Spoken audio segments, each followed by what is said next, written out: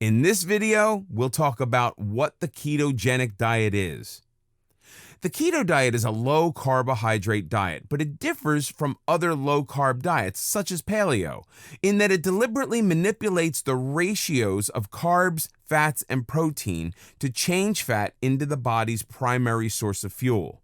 Our bodies are used to turning carbohydrates into insulin to use as fuel.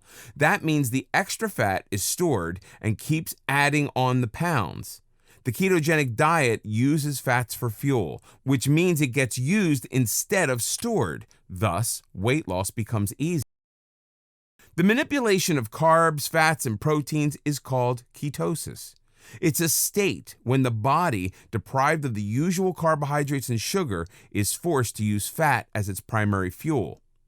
Of course, turning insulin into fat also means lowering the amount of insulin in your body. That's why the keto diet has been so successful in helping people deal with diabetes. It adjusts the sugar level naturally. The ratio of carbs, fats, and protein can vary. Many people allow themselves up to 50 grams of carbohydrates a day and still lose weight. On a stricter regime, the carb intake can be between 15 and 20 grams daily. The less carbs, the quicker the weight loss, but the diet is very flexible. On the keto diet, you don't count calories, you count carbohydrates and adjust the intake of carbs versus fat and protein. A typical keto diet will get 60% of its calories from fat, 15 to 25% of calories from protein, and 25% of calories from carbohydrates. The only limitation on the diet is sugar, which you need to avoid. The ketogenic diet is not a fad. Many scientific studies have shown the benefits and healing effects of ketosis.